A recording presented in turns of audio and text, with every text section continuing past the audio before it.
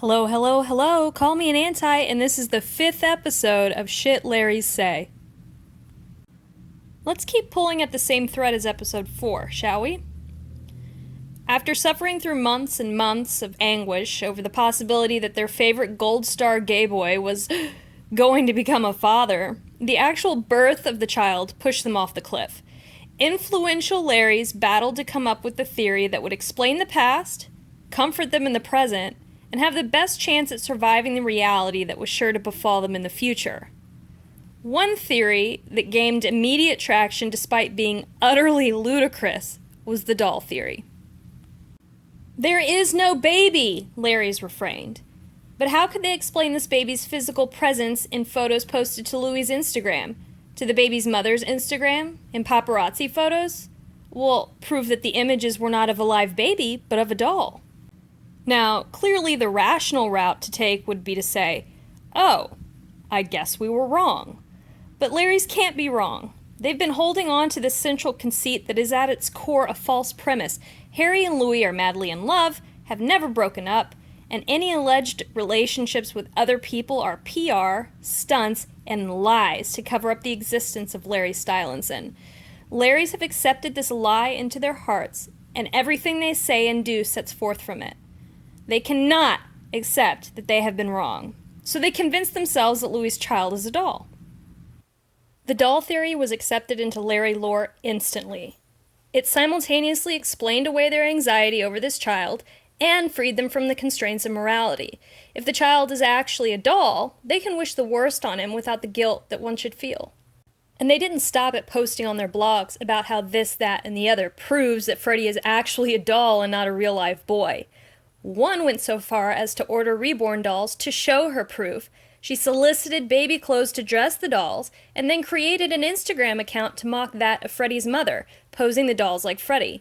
She even imitated a picture of Louie and his son. It was black and white, shirtless, with Louie's prominent chest tattoo stenciled onto her skin. She posted this for everyone to see, proud of her dedication to her foolish theory.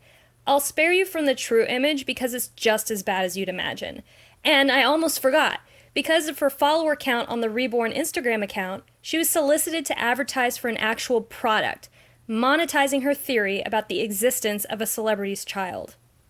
Reborn dolls aren't cheap. Would you shell out over $200 for what you consider to be a joke?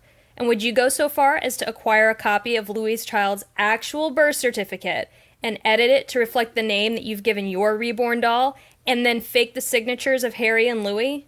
A rational adult doesn't go that far for a joke, and it certainly wasn't a teenager engaging this behavior.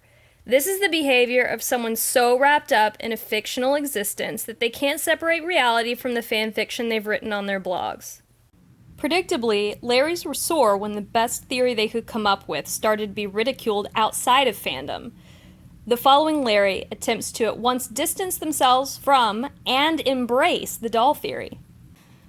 I have said multiple times that they used a doll for the first 3 months, and then switched over to using an absolutely enormous real baby at the 4-month mark, an indication that the kid in question was older than he was being presented as, and that a real baby has never had much in common with Louie beyond them both being white with blue eyes.